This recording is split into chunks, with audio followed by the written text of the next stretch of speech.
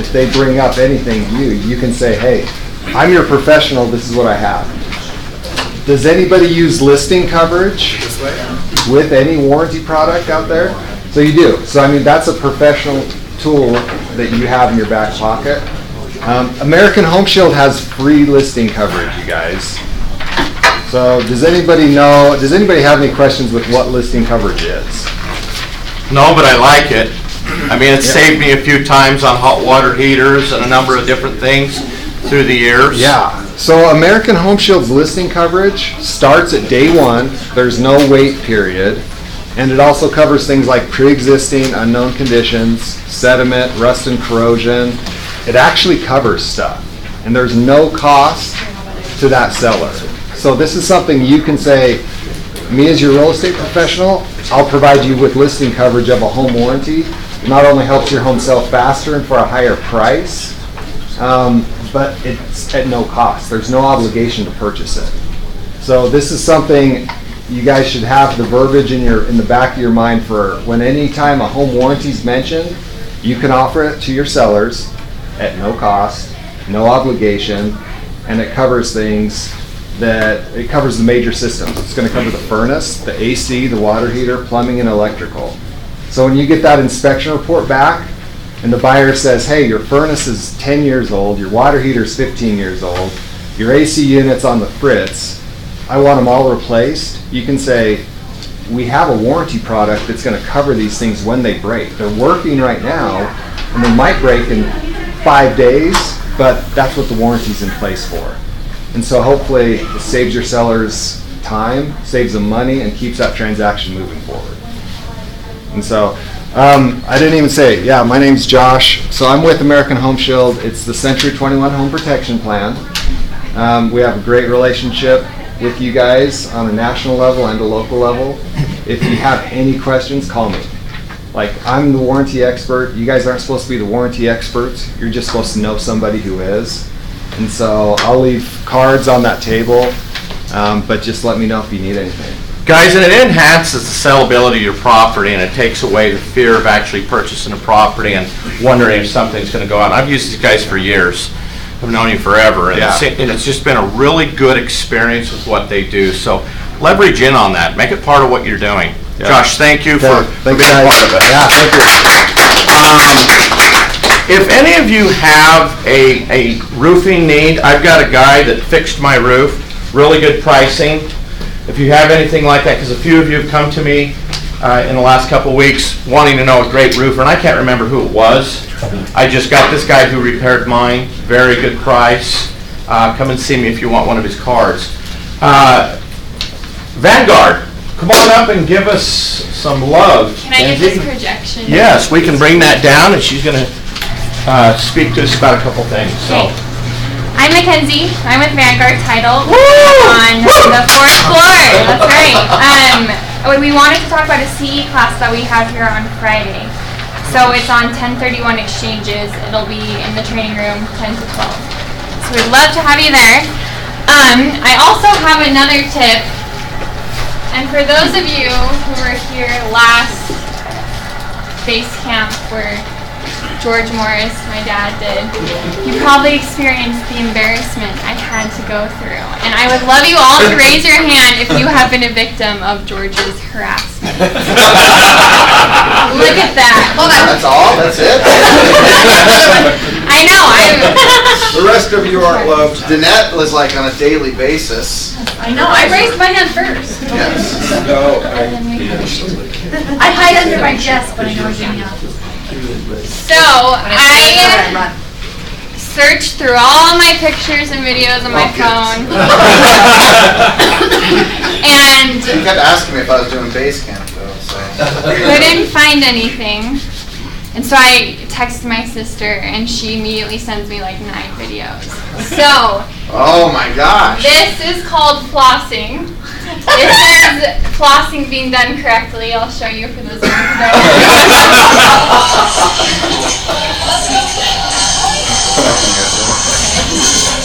So 4-year-olds can master this? Right. Is that what you're telling us? Simple, children do it.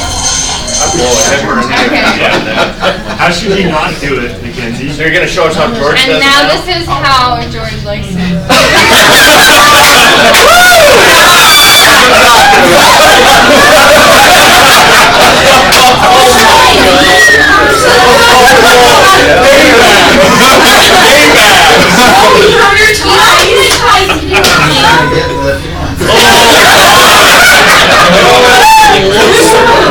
Switch sides. Oh my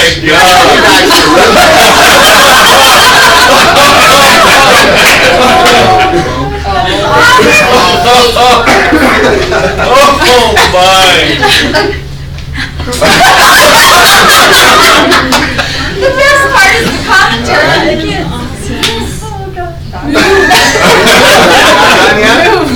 We need to relish the moment, George. I tried to get it.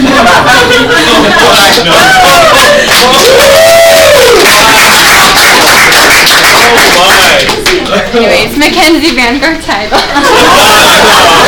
Hey, I think that George should perform that live. What do you guys think? I still have not got it down. Way far away. If you get him to do it in front, I'll send you all the business. Right? Hey, I can send you some videos of him. and we will commit to leveraging the entire office if you get him to do it up here. Not until I have it down. Okay. Well, look, today's a special day for base camp. George is going to be up here making some live calls. Jason has handed out prospecting skills that you can actually look through. And what I would suggest as you're doing this, kind of tick off a little bit on your sheet what he's doing. Identify it. Try to listen for the personality types that he has on the other line. Watch for the subtle shifts that he uses. Today is an exciting day for that, so with that being said, George, why don't you come on up and get us going? Where are those sheets? Pass around. Where is she? There she is. Just remember that. Remember that. You guys remember this day, Hildy. Remember it. All right, that was good.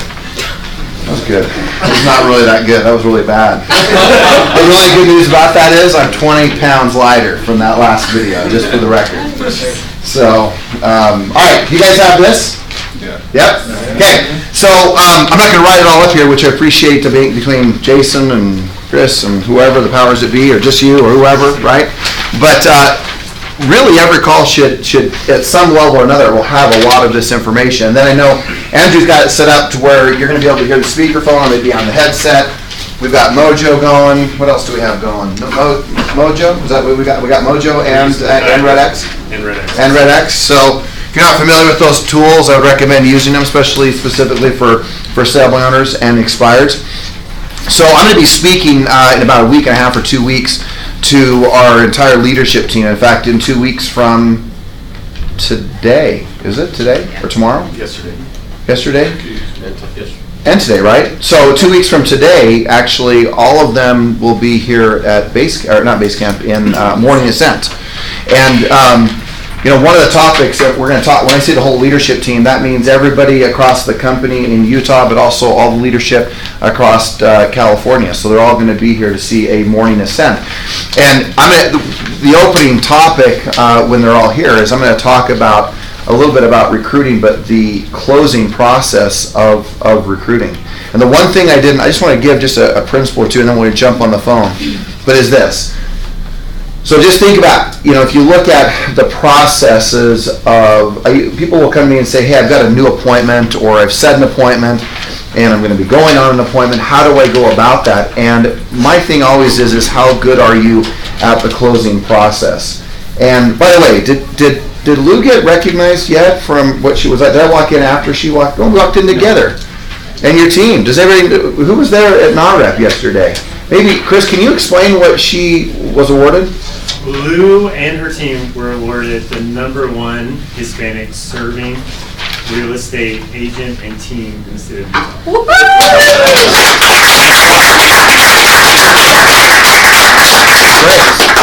Yeah, nice job. Keep it rocking.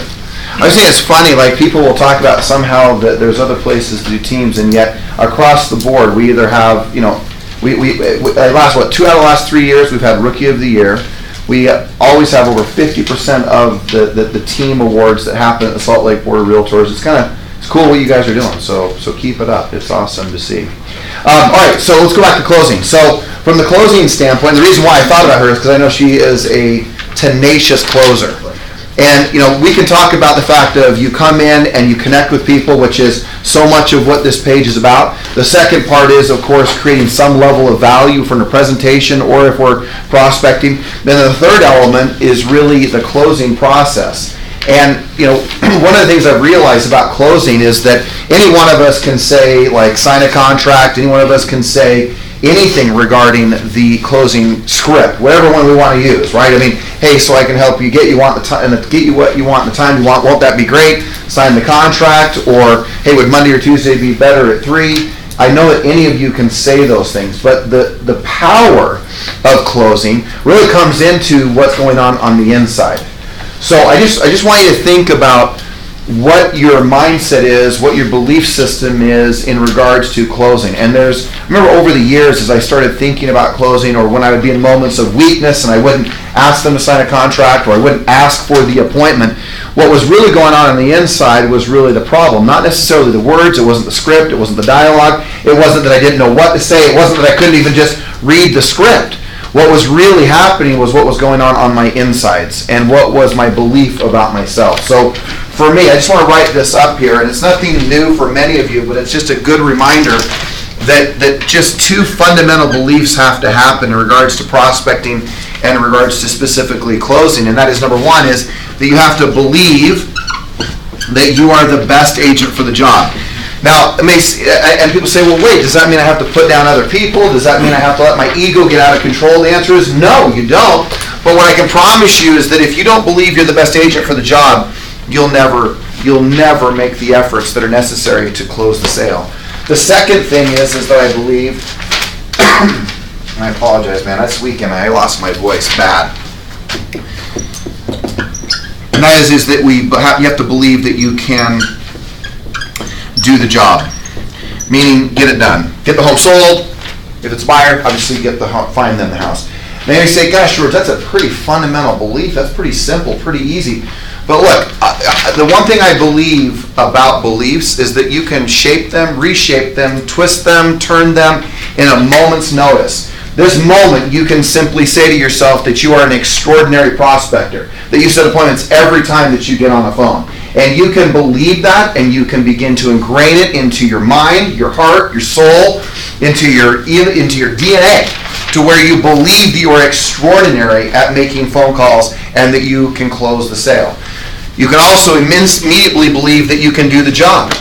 And so somewhere in that space, what I have found over the years is that closing is all about that. If you believe you're the best agent for the job, you're going to ask to sign the contract. If you believe you can do the job, you're going to be more proactive in your conversation, more aggressive, more assertive, and stronger in your conviction and in your message. So just remember that if you find yourself weak in closing, it is almost always because the way in which you've packaged it.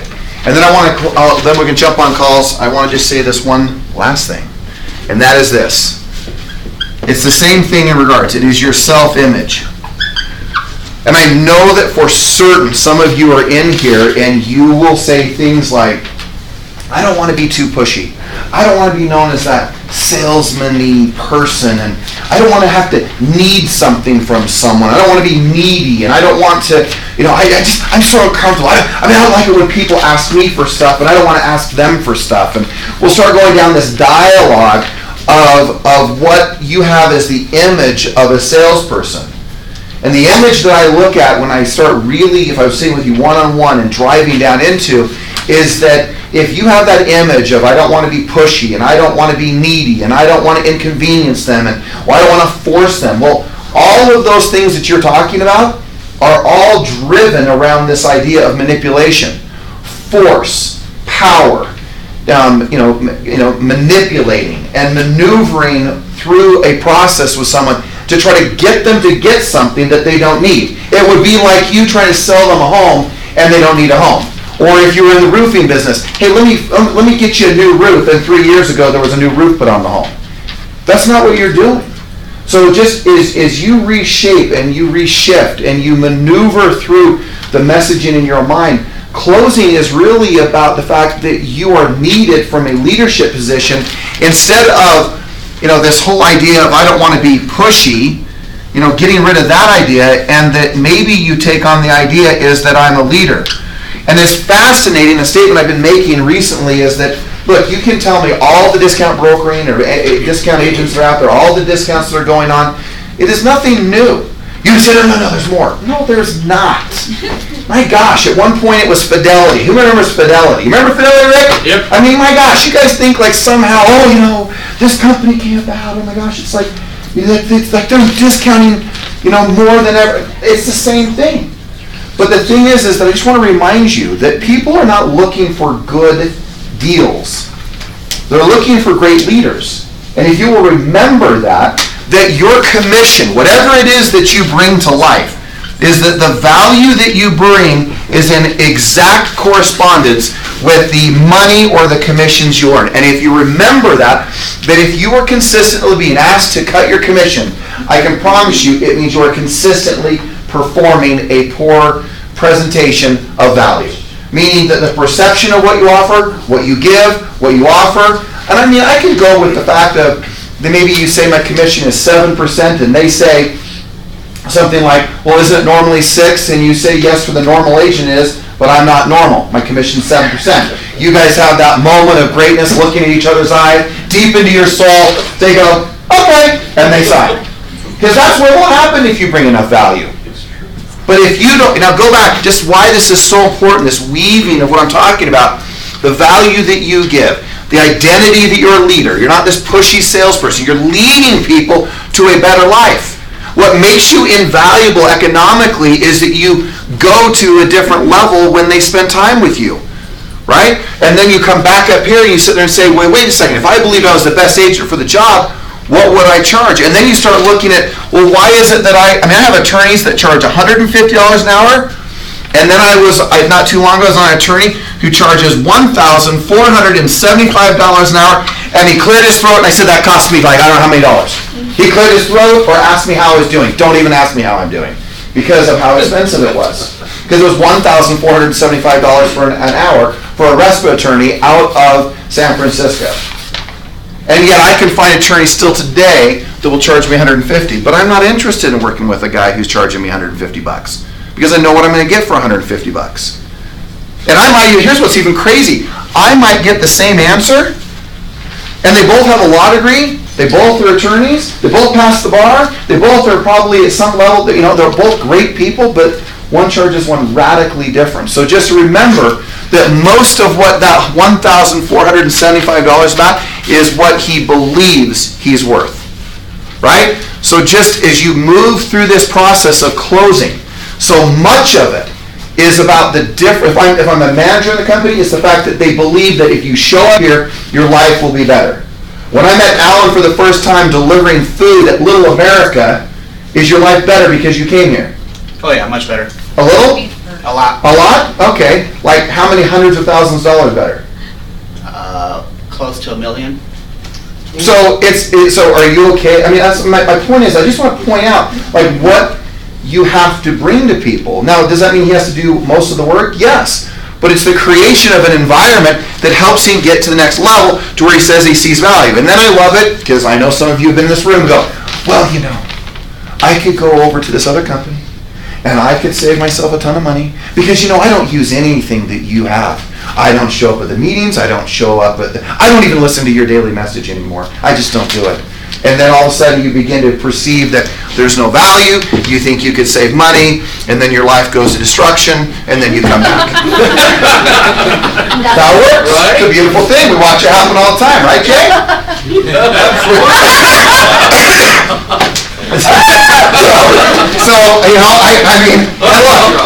guys know I'm not here all the time, so you guys are the ones who are carrying this torch. It's the Lou's, it's the Allens, it's all of you guys. Right? It's this gathering and this inspiration. When you see someone like Matt Clark, where you see the story of Brian Newell, and you see it all kind of unfold. And you start realizing that again, like the success is not an exclusive club. That if you get around the right people, and and this is what this is all about. So I hope that that as you move through this, I don't know exactly what you will get from today's activities, but what I know is that this is an environment where we're all trying to get better. So I'm excited about what you do, and I'm excited that you guys are always a good sport and let me pick on you, but just remember, I will not forget that. Just for the record. Neither will we, George. I know you will. You'll have a nightmare about it. All right, okay. Any questions, comments on closing? Make sense? Fundamentally, look, you guys know it's not about a script. Every one of you can say, hey, you know what? Do you have a few moments at some time to meet? Or you can say, right, sign the contract. That's never the issue. It's the strength, the certainty, and the confidence that you have as you do that. Okay? Okay, I gotta tell you a story. Because this is a good story. And Russ is dealing with baseball, and you will deeply appreciate this. Okay, and then I'm done. Then we're gonna make calls. Okay, we're ready to make calls. I'm gonna tell my story. You gotta hear this story, because it's absolutely outstanding. Go. Jeff, this is a good story. Okay, so I'm at the Dodgers game. It's the first playoff game last week in Los Angeles. So I'm at the Dodgers game, and I'm there with myself, and then I'm there with Ashley, my daughter, and then Tina Hare. Most of you, I think, know Tina Hare, right? #1 agent in the nation for Century 21, at least last year, and she's vying back and forth. Here's a cool thing, by the way. You know how much money she'll make this month? This month, $500,000 she will make this month.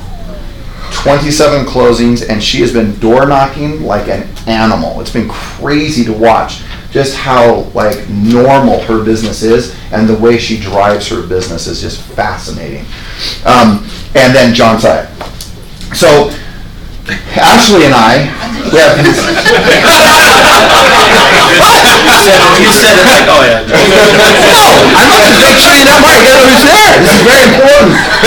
So we're having 4 seats, right? We have season tickets there, right? And truly, by the way, I'm saying this, if there's ever moments where you get to California, especially during the summer, not during the World Series nor playoffs, because I will go, but if you ever want to go to a game, please, I'm serious, like just say, hey, is there tickets available? Because we almost always have tickets available to be able to go to hit a game, and I know some of you have done that.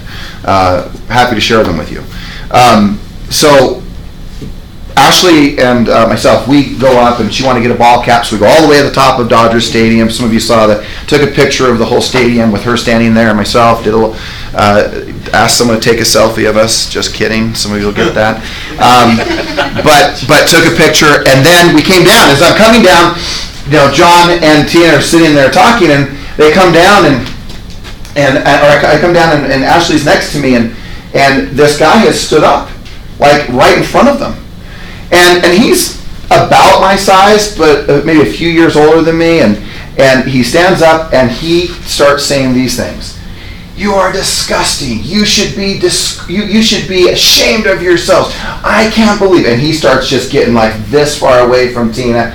And of course, they have the wisdom to talk about Donald Trump and Obama in an open forum of a baseball game. As you can imagine how exciting that could have been. So he, I guess, somehow could not watch the game, but seemed to pay attention to this entire conversation about Donald Trump, Obama, and each one of them telling their story and how good it's been for the economy. But then there's the other challenge. I mean, just having a conversation, nothing real crazy.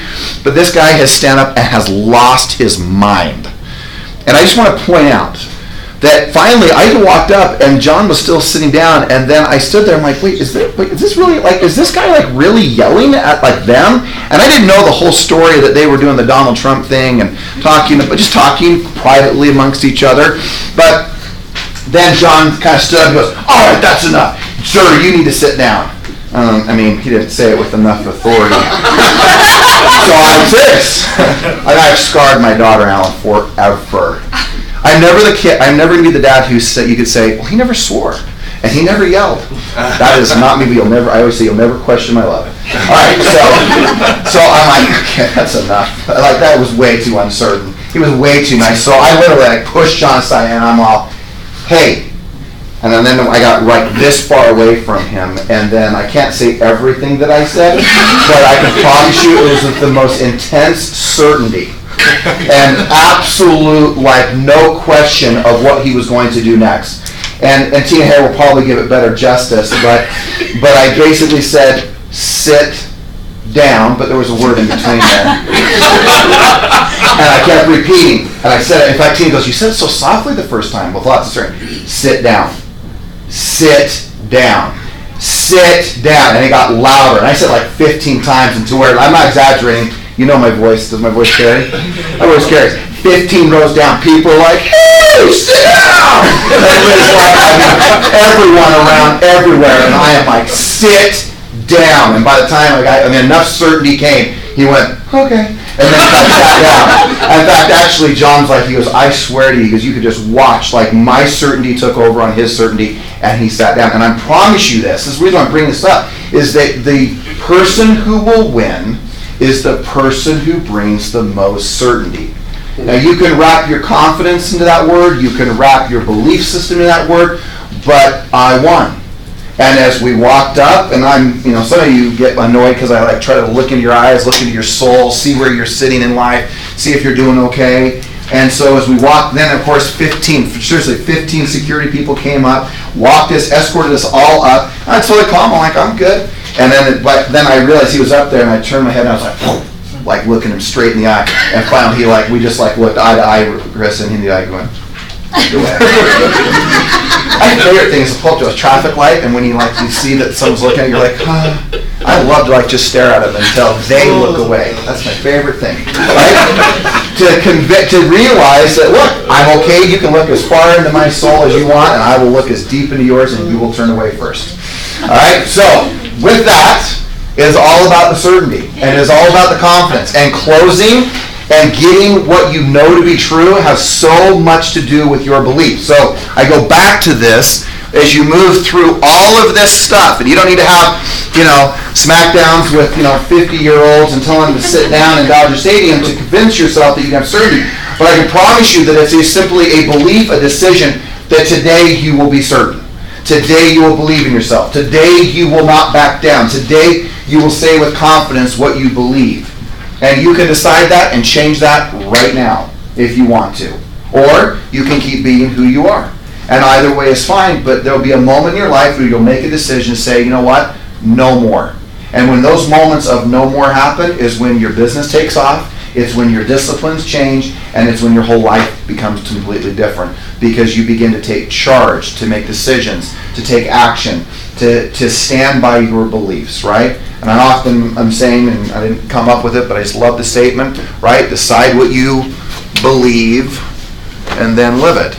And the stronger that you can do that in your life, the better your life will become. Okay? Any thoughts, comments? All right, let's roll. We ready? So as calls come on, who are we calling? We're calling for subliners? Yeah. Okay?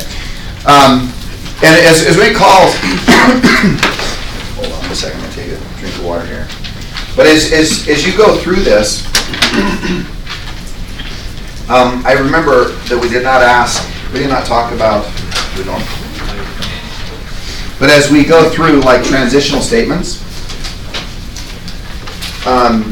just jump down to the middle of that page. We did not talk about that, but transitional statements are where I'm totally okay talking about.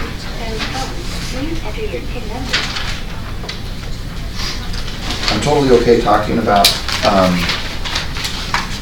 You are now logged into the Moto dialer. Please press the start button on your screen to begin calling. You can talk about really just about anything, but then transition back into the script, right? So, as you see, which I think Jason put it there, right? Which is, let me ask you this, which is a great way to get right back on script. So, it might be, another one you might want to put there, as important as that is, based on that, with that being said, another one I'll use is, hey, let's switch gears for a minute. Let me ask you this. For me, that's our little transitional statement. So all of a sudden, we're talking about kids and soccer or baseball, and say, okay, now with that being said, let's switch gears. Let's get back on track. Hey, let me ask you this. I'm always okay being a normal human being in a script because I know I can always get back on. And when that happened for me, just go. I'll answer. When that for me happens, when I get off script, it allows me to get right back on, and I'm never afraid to have a normal conversation with someone. So just You have reached the voicemail box. Remember how important it is. 801. Just so you guys know what this is set up to do is that you guys are able to hear this here. And then at the same time, they only can hear me speak here. So hopefully tried and tested, right? Okay. What are you calling, George? I think we're calling for some minors. Is that what we're doing? Yeah, his bills that were loaded yesterday Okay. off Red X. Okay. This one's red. Yeah, and look, I don't know, whatever may be the case, we'll just do the best we can on call, but what I hope that you'll get in this is all these different things of building rapport, repeating and affirming, rates of speech, as you see down there, tonality, pattern interrupts, level shifting, whatever you're saying. Other things, just as we're waiting for a call to happen. Reach the voicemail box of. Another thing that I would write down is, for every presentation, which prospecting is a presentation, so is just giving a presentation like this, is right now, maybe on the top right-hand corner up there, write down, set myself apart from my competition. And then I want you to write down sound bites. And sound bites are a great way to create that separation. That's not on here, is it? Sound bites here? No? Okay, so sound bites. So just a sound bite to me is a 5. Hello? Hello, I'm calling about the home for sale. Is this the owner? It is, and that home has been sold. Oh, it has been sold. Okay, great. And so you've sold the home, and then are you planning? This is George Morris with Century 21. Are you planning on buying another home? We've been looking around, but we're probably not going to look again until spring. Okay. Well, and what was your name? Karen George? Karen George. Hey, that's a great last name. My name's George Morris. I like that. Yeah, Karen, that's great. So, hey, Karen, the reason why I'm mentioning that is, I don't know if you know this or not, but Century 21, we have at times anywhere between 500 to 700 active listings across the Wasatch Front. And many of those deals, as you know, right when they come on the market are gone from the market. Right. Tell me a little bit. Where are you looking for a home? Well, we don't have any. We're first in Salt Lake, Okay. but we've been looking all over. Okay. I'm retired, and my husband is also, so we're not tied to any one area. So we've looked at Daybreak and then all around the city. So we're kind of open to the right house. Wonderful. And how big of a home are you looking for? Well, I'm looking to upsize the home that I have, but downsize the yard that I have. So we've been looking at townhouses and condos. That's great. And simple family homes with no yard. Fantastic. I love hearing that. So, and then when you say you've sold the home, does that mean it's already closed and has closed out, and you guys are? Right. It's definitely closed. It was my mother's, and it's a manufactured home. Did you see it on PSL, or where did you see it? You know what? I have a little service that pulls all these different properties together, and I don't know exactly which ad that I got it from, but I'm sure. But KSL is one of the places that we do pull ads from. That's for certain.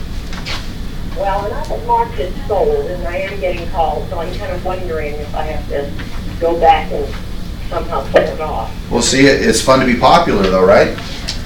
Right. Hey, so you said you're looking for possibly a townhome, right? Right. And then how much square footage do you think you would want? Well, I don't know, and I'm in my car, actually. It's not a very good time to be talking on the phone, so. Okay, all right. Well, Take the call. well, Karen, let me just ask you just very quickly, would it be possible for the two of us to be able to get together with you and your husband and share with you, and what I would recommend is coming into our offices and letting you get a real preview of all the different properties that are available in the marketplace. And of course, there's no obligation other than the fact that if we find something that you like, that hopefully we'd be able to help you and represent you and move you through that process. And that way you'd have access to everything that's available. And we're just right there in the Union Park area. Did I lose her? Yep, she hung up. Okay. Well, that was fun. Rude! Coach, you know what? I mean, how many times are you letting it's sold? Okay, see ya. Again, I'm going to keep on the call until I find something. Hello, Ginger. How are The number you? is currently inactive. Please try again later. So I always just try to dig as deep as I can on any call, right? I mean, how many times have you called the wrong phone number and you didn't, you were calling expired or for sale by entering, and all of a sudden you're like, oh, sorry, wrong phone number. Why are you hanging up? I mean, so many homes I've listed over the years where it's a wrong phone number, where I sit and say, hey, I didn't realize wrong phone number, but I work with tons of buyers and sellers in the area, wondering if I could help you buy or sell a piece of property, or do you own your home or do you rent your home? One of my favorite questions asked, do you own your home or do you rent your home? If they own, great, when do you plan on moving? If they rent, when do you plan on buying? That going? Yeah. Any thoughts to that call? Any observations? Please. I liked what you did. As soon as she was ready to hang up on you, you went right in for the close. You didn't let it bypass you. You didn't agree with her. You just went for the close. That was great. Call has been forwarded to an automated voice. Any other thoughts? Loved it. Good report. Yeah. George. Feel like George's comment was good. Yeah. Can't do that on every call. Yeah. But just, I mean, I think sometimes we get so worked up. Have fun doing this. I know it's hard to believe, but this is actually fun, Maria. It's fun. Prospecting's fun. It felt natural. Hello, I'm calling about the home for sale. Is this the owner? It is. Go ahead. Yeah, it is. Hey, George Morris, Century 21, local real estate agent in the area, and I'm just wanting to come by and preview your home and spend about 30 minutes with you, sharing what I do to get home sold in 30 days or less. It's listed with a realtor right now. Oh, did you already list it? All right. Yep. Who did you end up listing with? Well, somebody I know. Renee. Okay, great. And then, so it's on the MLS and set? Yep. Great. And then are you going to be buying another home? Nope. Okay, all right. Well, I appreciate your time, and I hope everything works out exceptionally well for you. All right. Thanks. All right, have a good day.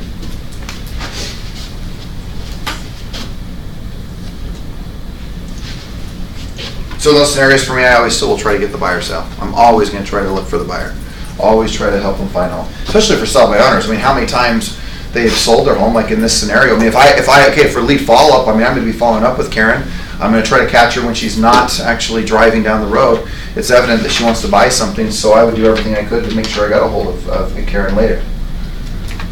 So that would be like, one of you should make sure you get a hold of Karen later. So, anybody talk to Karen already? No one's talked to Karen? Thank you for calling Steve Down. Please wait. Any other thoughts, comments, observations? Isn't it good to see me get hung up on? Makes you realize that I can even get hung up on? It's a humbling day for you. I like being hung up on because I get hung up on too. Hey, all I'm looking for is 1 out of 5. Give me 5 contacts, I'll make an appointment, and I'm cool. I'm happy. If I do less than that, I know I have a skill set issue for me on for sub owners expires. It means either I wasn't doing something right, my mindset wasn't right, my speech wasn't right, my messaging wasn't right. Hello. Hello, I'm calling about the home for sale. Is this the owner? So what are you calling about? I was calling about the home for sale. Is this the owner?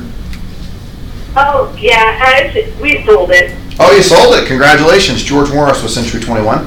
And have you bought another home already? Yes. Yeah, you have already bought and purchased another home? Yes. Okay, great. And in the sense of this sale, have you already closed on it? Is it a done deal? Is it something that you're waiting on, or where are you in the process? Yeah, so it's totally closed. I guess you don't get my information on the actual listing? No, did you have it listed with, we're pulling ads from all over the place, from KSL to Craigslist to you name it. Oh, gotcha. Yeah, because I'm surprised you still saw it for sale. Yeah, so yeah, it's totally closed and done. Good for you. Well, congratulations. And then you've purchased the new home, or you're on the path to doing that then? Yeah, we're all set. Okay. All right. Well, good. Well, hey, I appreciate your time. I hope you have an extraordinary day. Thank you, you too. All right. Thanks so much. Bye-bye. So, could have maybe dug deeper. Do you want to buy a second home? I thought about doing that, but just like you, I didn't feel like doing it, so I didn't. I want to get a real contact. I want to actually set a listing appointment, not another buyer sale. Right? I'll take the buyers. All right. All right. Here we go. And if I sell one, by the way, what I usually do is I'll have a real experienced agent go and a less experienced agent go. So just know I am not intending on going, just for the record. I know I would not be able to go next week or two. So we said that's what we'll do. So this could be a way for you not even to have to prospect to set an appointment. If it works. We get a few of you guys home. At the tone, please record your message. What other observations? Anything? You're matching their tonality really well. Okay. Yeah, it's actually been kind of extreme, right? Real soft, and then she was a little more excited and happy-go-lucky. So, Chris? Going back to what was already said, there are things when you have to go, we hear that a lot, right? It's a time thing, and it's the easiest thing for people to bring up, like, hey, my kids are yelling, or something just happened, I gotta go. But be ready with, what did you say? I just have like 2 last questions. One last question for you. Yeah, my knee-jerk reaction is, okay, that's great, let me ask you this. And that let me ask you this makes me go, oh crap, what am I gonna ask? I mean, seriously, Yeah. it just gives me a minute to pause to go, okay, and I'll look at my script and go, oh yeah, how long have you had this home on the market? The let me ask you this is like this, it just allows me to just get a second of pause in the conversation to regather, either, pattern interrupt, maybe level shift, maybe take them a different direction, ask them about the home, something of that sort. But here's the other thing. So some of you in here are like, well, I need to go. You may say, well, I don't want to be pushy. I want you to think, like, let me tell you what's in my head. Like, when you were saying that, I'm like, when they say that, I am thinking to myself, your kid's crying, but I am here to take you to greatness in your life, in abundance and wealth. Versus, well, I don't want to be pushy, so I'll call you back. Well, usually that's a whole different mindset of, I don't want to be pushy, Please leave your message for. I'm here to bless your life, take care of you, build wealth for your life, let you live the American dream, not end up with a mediocre agent, lose money on the side of your home. I'm here. I don't care how loud your kid is. And that's usually versus, oh, I better go. Usually it's not the case. I mean, people just say that I got. They learned a script to get you off the phone. They went to how to get an agent off the phone script. Yeah. So on that, when you said, well, something like you wanted to share with them to come into the office and do preview homes. Yeah. But would you also say things like, can we schedule it? When would be another good time for me to call you back? If she would have said, if it absolutely, yes. But with like a Karen, I would call her, I'm not exaggerating, probably 10 different times today before I got a hold of her. And I don't care if I called her 8:30 tonight, I would get a hold of Karen and say, Karen, remember what? We talked on the phone earlier today, and you know what? I've been looking at different townhomes, and I realize there's so many exciting things that are out there as possibilities for you. I don't want you to lose momentum in regards to what this market is doing. As rates go up, and I may give some reason why we need to get together. So my lead follow-up is going to be relentless during the next 24 to 40 hours. Rule of thumb on lead follow-up. They say, call me in a month, you're going to call when?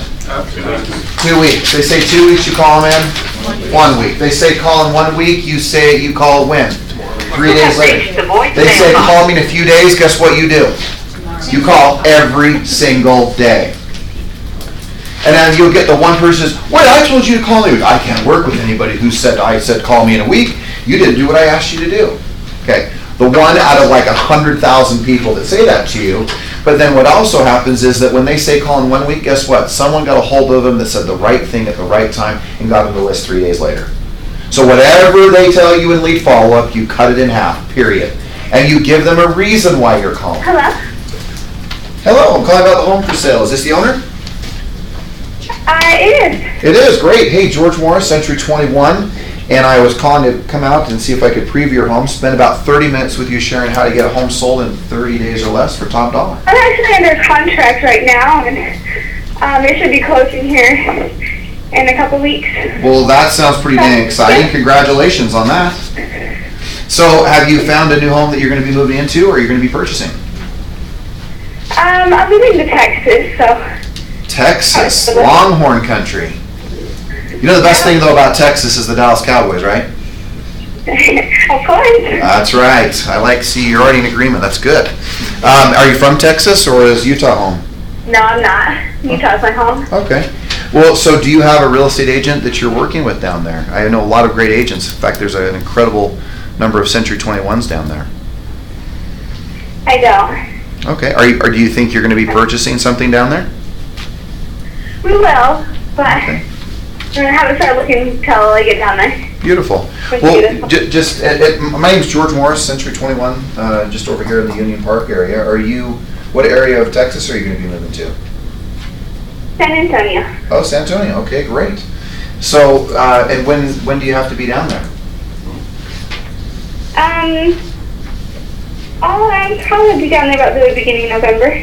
Okay, perfect. And for you guys, what's taking you down there? My husband's work. Nice, excellent. All right. Well, just so you mentioned that you may start looking when you're down there. Would you find it helpful if we were able to provide you at least with a real estate connection where you would be able to be sent some different properties and kind of get a feel and a flavor for the market as you kind of acclimate to what you're doing? I'll always wait till I get down there. Okay, all right. Well, and what was your name? Oh, thank you. Jenny. What is it? Jenny. Jenny? Hey, so Jenny, just from that standpoint, one of the things to just, I don't know if you know this, but Century 21 is one of the largest real estate organizations you can imagine in the world. And obviously there's offices all across the world, but specifically, of course, in the San Antonio area. In fact, I actually know a good friend of mine who actually owns a brokerage in San Antonio. His name's Carter Morris, and has a great Century 21 office. Would you be okay if I passed his name on to you, and that maybe he had the opportunity to stay in touch with you? Yeah, that'd be fine. Okay. So let me just. I have a question. Yeah, please go ahead. I'm actually considering doing my real estate licensing right now. Perfect. I've been looking online, trying to consider different schools. I was wondering if you had done yours online or had heard of different schools or any recommendations. That is a fantastic question. Are you talking about getting your license with in Texas, I presume, right? Yeah. Or Utah also? Just Texas for now. Okay. So what I would recommend, in fact, so you know, Carter Morris is actually the broker and the owner of that Century 21. And what we have nowadays everything is really online. Even like the schools for Utah, like Stream Real Estate School and Prado is one of the other ones that you see advertised a lot. And there's a handful of other ones that have come on board. But I have no problem with. A lot of them are for multiple states. Yeah, a lot of reciprocity that goes back and forth. Right. You select your state and then they kind of specify for that. But it seems like the schools are for multiple states. So. Yeah, absolutely. And the thing that's beautiful is Utah has a lot of reciprocity. In fact, there's a lot of similarities between Utah and Texas, but I'm not sure exactly. I don't know if there'll ever be a moment where you get back to Utah or not, but you're going to have those opportunities to do that.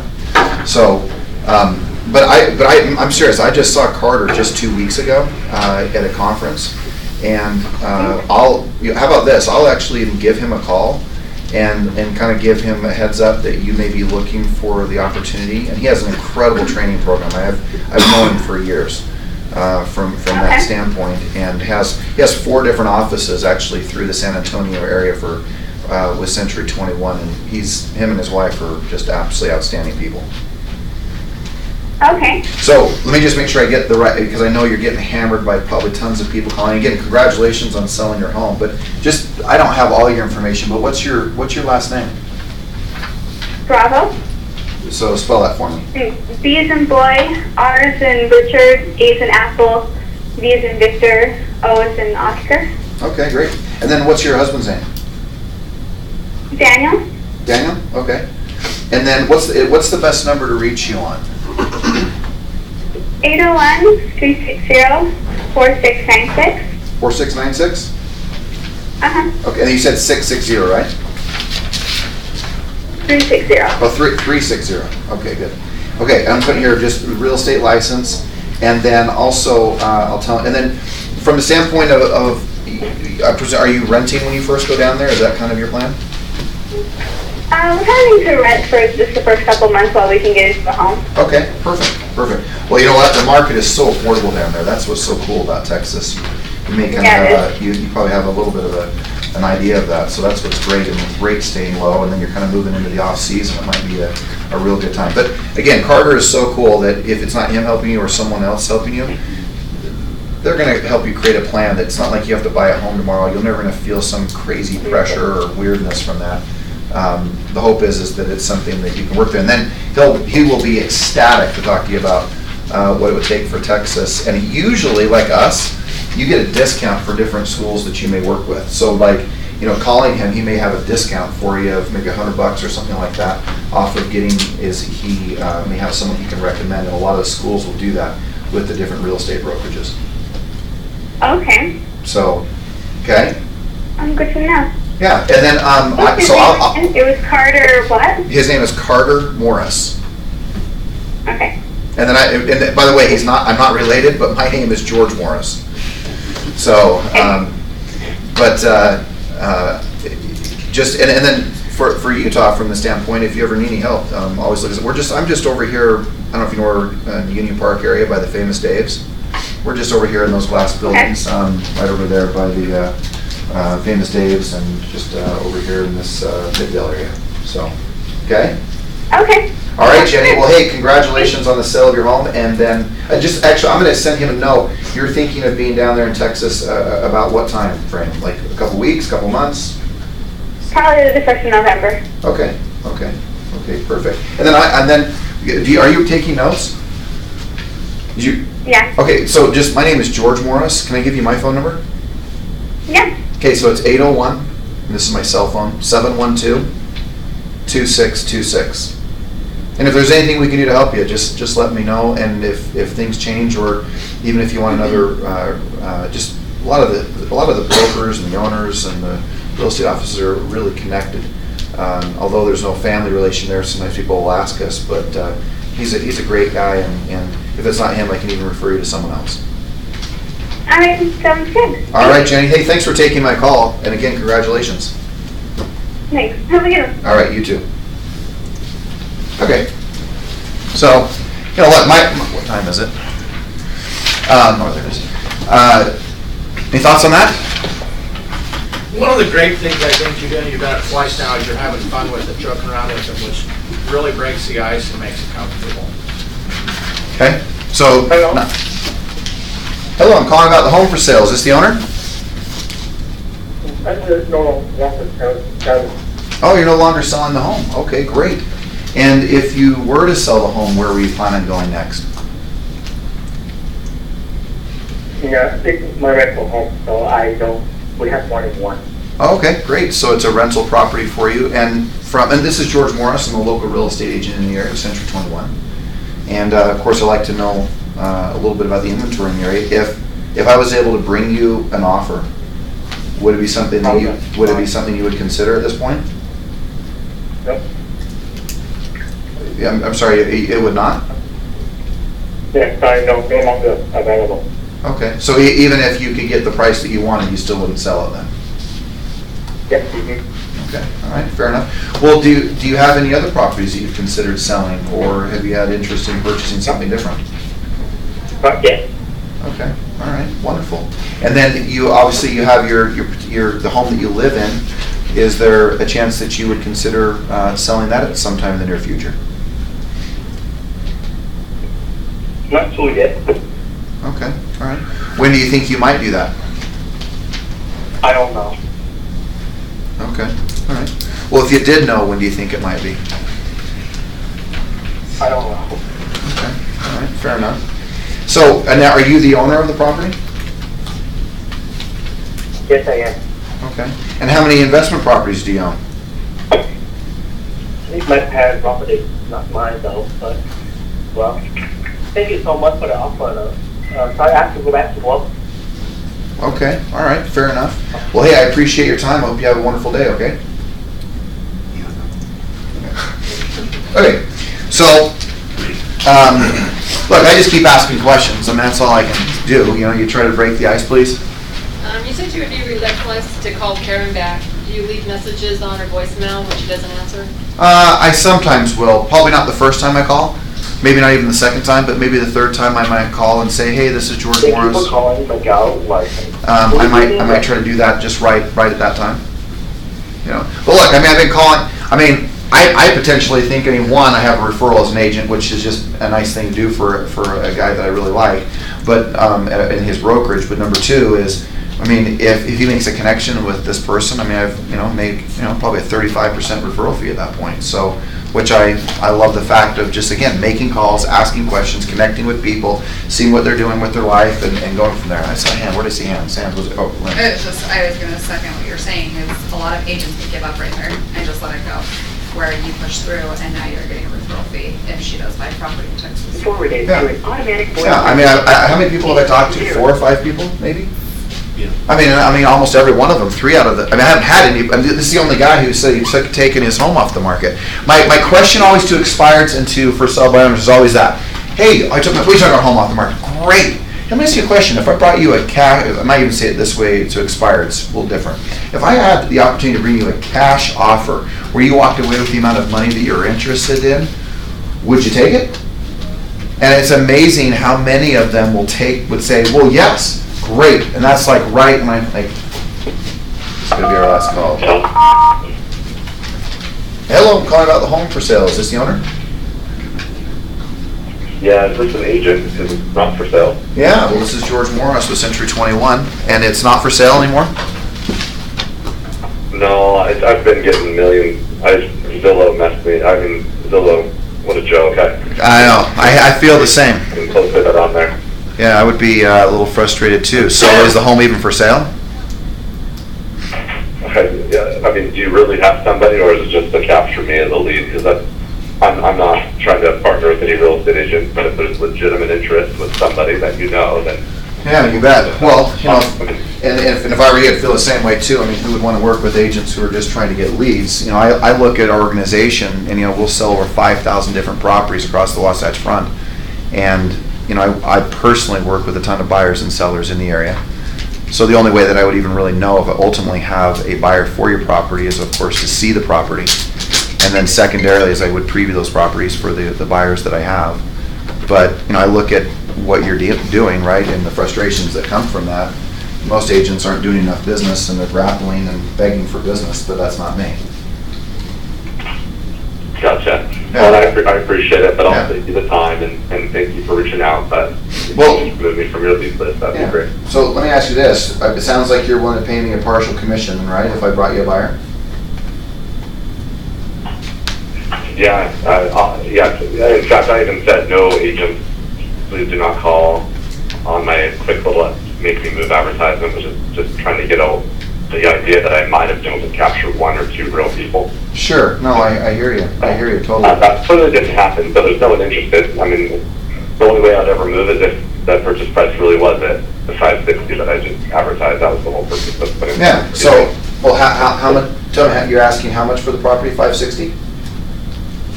560, that's right. Okay, so it sounds like from what you're saying is that if you could at least, you can net 560 or above, then you would be open to selling it, but anything less than that doesn't work for you and you just stay put?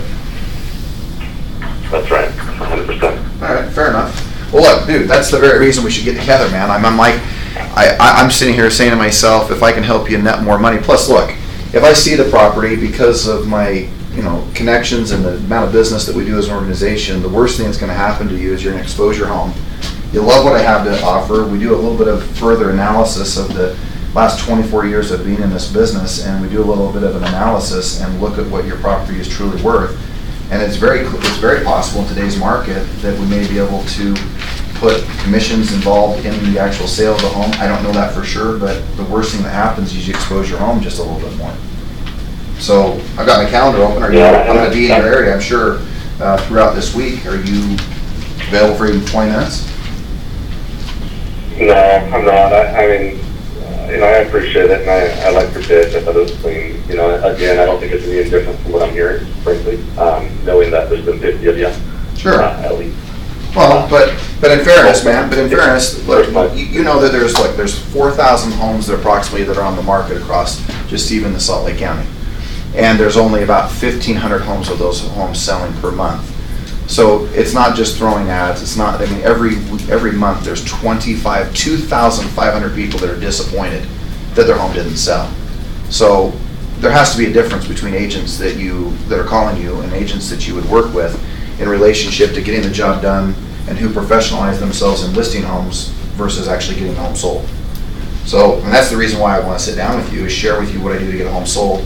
And in 30 days or less, and if we can't, we can't. If we can, we can. And if not, you know, you lose nothing other than the fact that we shake hands, part as friends, and I'll always look out for a buyer to see if I can help you get it sold.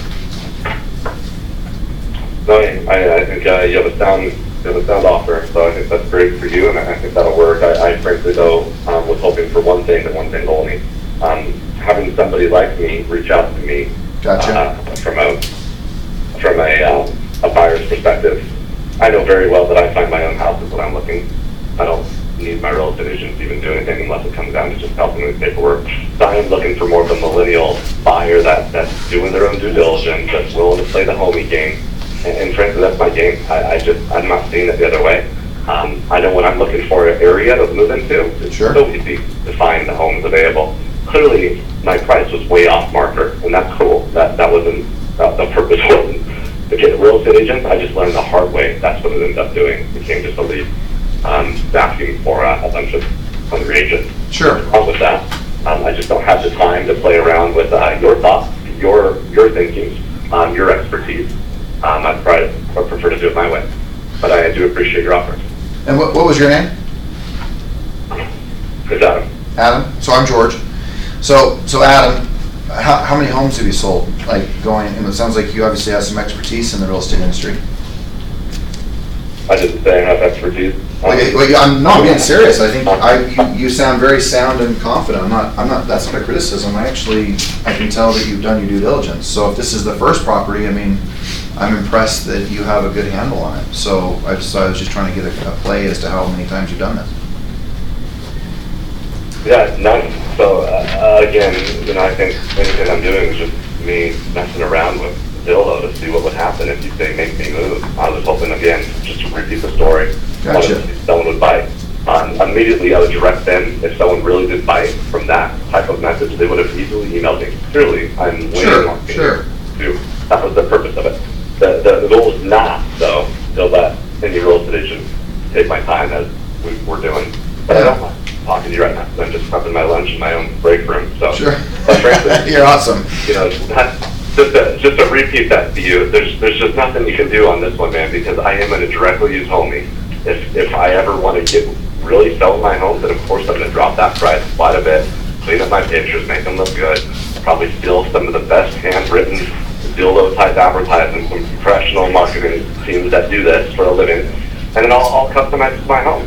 But until then, I'm not seeing it, man. I'm not seeing the need for the agent. I do see that you have a big group of people that you're selling, and you know who your buyers are, and then you're obviously willing to do the outreach for them, so people are banking on you. I just don't think my home will fit into the bucket of who you're supporting. Yeah. Really, it's the millennials going after these, but they are already not using you. So what do you think? What do you think the role of a real estate agent is? I mean, obviously you've nailed down some of it, right? Market and expose it. Make it easy. Right. I was to make it as easy as possible.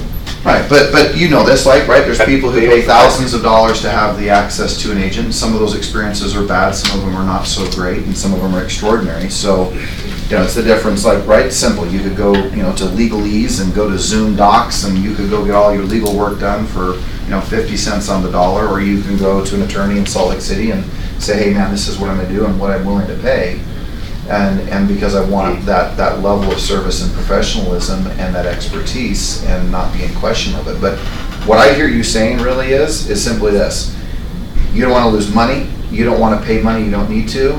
And if you can net more money selling it on your own, that's the reason you're doing it. But if you can net the same amount of money working with a professional like me, you got to help me understand, why would you not do it? Oh, I'm not committed to work with you. That's fine. Well, right, but if you knew after the things we discussed. But I don't know. That's just your offer. The assessment alone is just not enough, and I'm not going to give you the time to come meet me to build that trust and relationship. Right. I'm just not interested. And it's not because your pitch isn't sound. It is. Yeah. Well, what for you then? What do you think would have to happen for us to meet? What would have to happen for you and I to meet together? Buy my home for $560. Do you believe you can sell it for it? Well, I don't know that because I haven't seen, which would be, well, but that'd be the very reason you and I would get together, right? Is so that I can look at your own preview, right? I'm just saying, if you really want to do the research, you can find out enough on my home online. And then you can figure out for yourself, look, that home's being sold for 406, pretty close to me. I'm pitching 560. There's no way you're going to want to buy my home for 560. Why would somebody else? And I'm telling you, that would be the only reason to do it. So unless you can buy my home, then we have nothing to talk about. Okay. Well, I could buy it. The question is, would it be worth the value, right? Just like stocks in the market, right? If the market is going to be set by the then we're not talking. Then we're analyzing my wish list and value behind what I want. That's not what you proposed. You proposed that you would make a deal with me if we can get it done. You want to analyze all those details, all of which I don't know. I haven't seen the home, nor have I met you personally. And really, for me, Adam, all I'm talking about is the possibilities of us working together. And as I said, the worst thing that could happen to you is that your property makes sense. It doesn't make sense for us to work together in the sense of listing the home, putting the home on the market, but it makes sense for the fact of, the buyers and the people that we work with as within the organization. And either way you win, right? I mean, you don't lose because you expose your home. The only way you're going to get your home sold for top dollar, I mean, you'd have to agree this, the more you expose it, the better chance you have of selling it.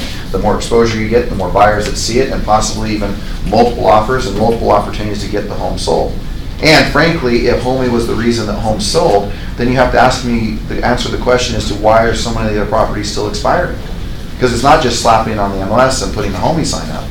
If that was the case, I would do something different every day, right? Well, no. I think all the questions you're asking are just for your own thinking, not mine.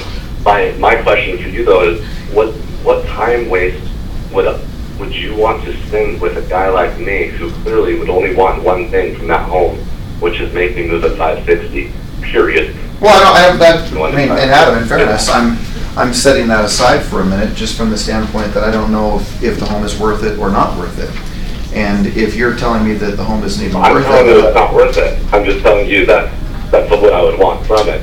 But if someone strongly positions themselves saying, no, I can do that, you see what it's on Zillow, you see what homes are going for, you have all the tools in the world to help you analyze that. You just told me about that. Well, right, but I'm saying I haven't done any of that work. I mean, you got to imagine, I'm talking to hundreds of people every week trying then until you do that work, there's really no customization and tailoring to your pitch. No, I wouldn't do that. Hold on. What I hear you say, what I would be doing is if I have a commitment from you that if I'm going to spend time on your behalf before we get together to do the research, make the analyzation, see what's possible with the belief that you and I are going to meet, then it would be a fair exchange of the things that we're doing.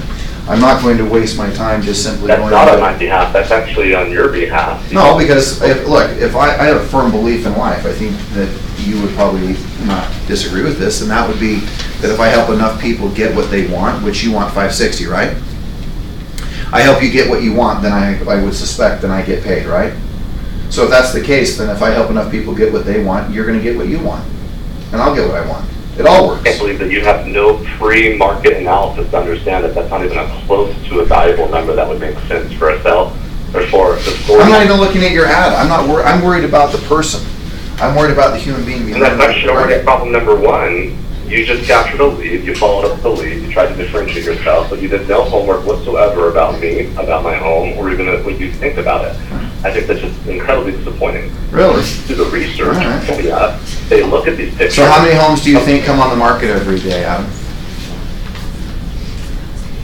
I don't know. About 30 or 40 homes a day. So if I stood behind a computer every day for hours upon hours doing research on every property, what we're first and foremost looking for, right, is do we have an exchange of a human being and a relationship that we can connect with and help each other get the best of all worlds, right? I maybe make a living, you get the money that you want out of the home, take the time and the effort to take a step back, do the research, do the things that are necessary, see if it's a possibility, and that's what you and I would do. But and it's okay. Look, it's okay if it doesn't make sense. I'm just saying that I would love to do that research with you. I'd love to visit with you for a few minutes. If you're saying, hey, that's just not even a possibility, then I can live with that answer because, as you know, I think you can tell I'm pretty tenacious and I can hold my own. I can stand my own, and over the years of doing this, it's okay if you don't want to do that, but at the same time, I know I can help you. And that is what I'm convinced of because I've helped hundreds, if not thousands of people over the last 25 years of my career. So either way is okay.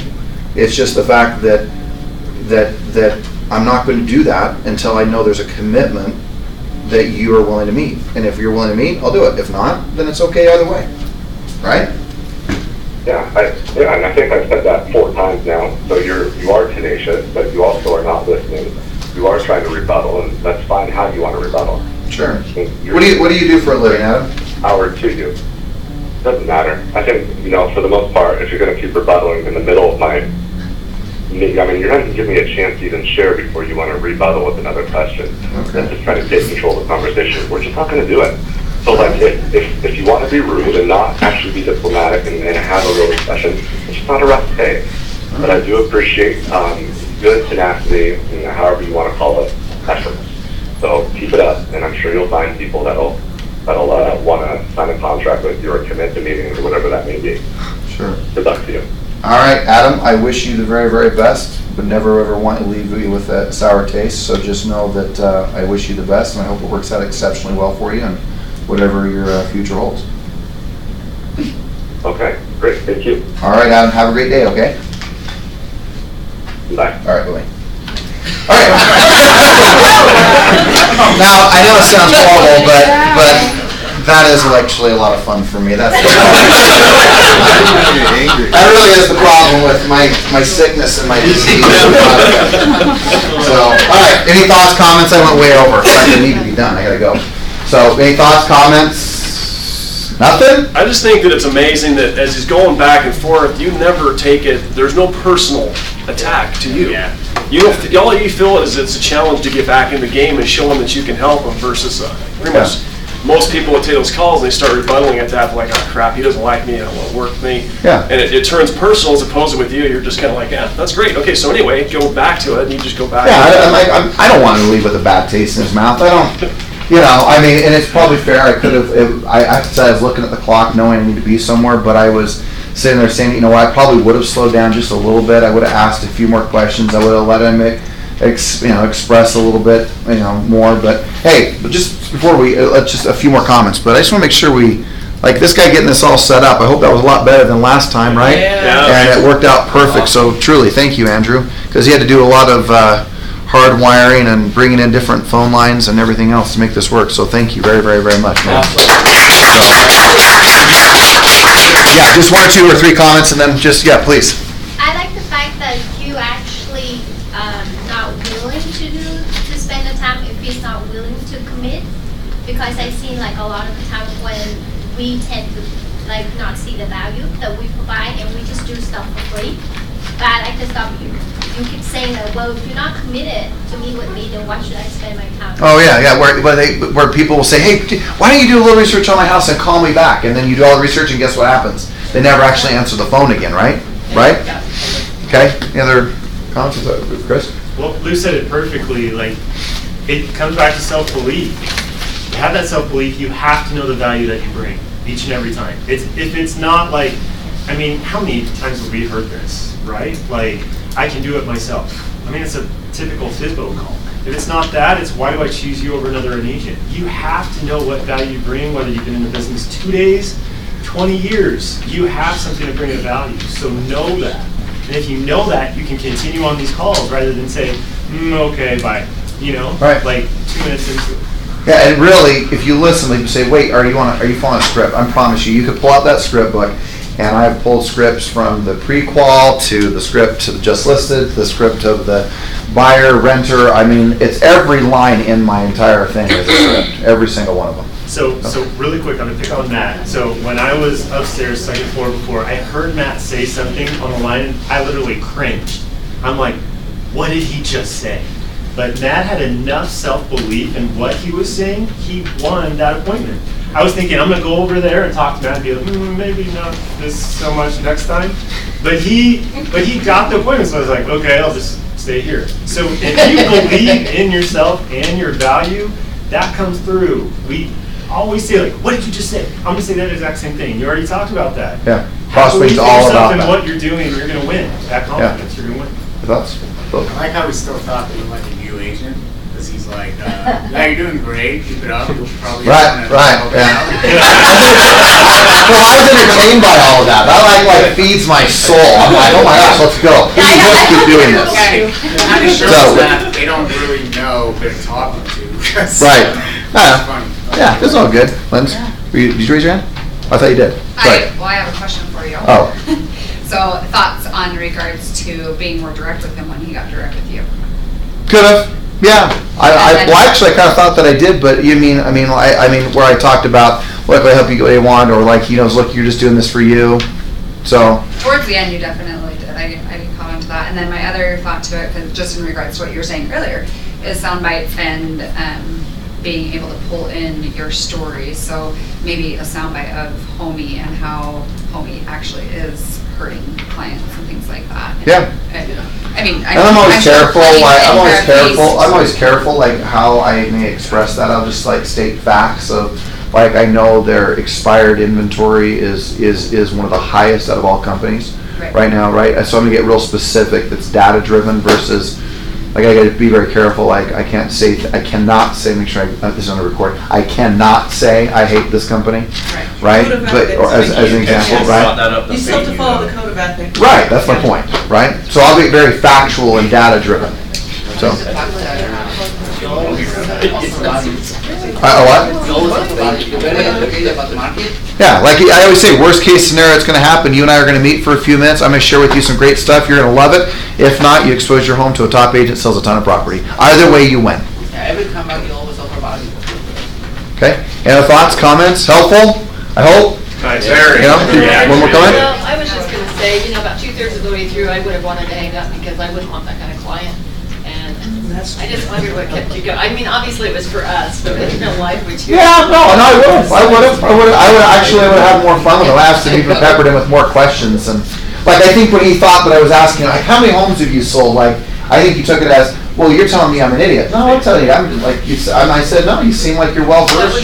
That was a really good save. Yeah, I know he was thinking I was trying to attack him, and I think I swept that back out of it, reassured him and kept him safe, so he was still in the moment. But the thing that was crazy is, like, he knew his house wasn't worth that much. Yeah. But he was wanting to throw it out there and see if The thing I wanted to say, Lynn's, about being direct, is like, so you're basically looking to take advantage of a millennial who doesn't do their research and who's willing to actually pay you for a home that actually has no value anywhere near that. Yeah, that would have been a great comeback. Yeah, but I wasn't in that mood today. I feel a little better, a little more nice. Guys,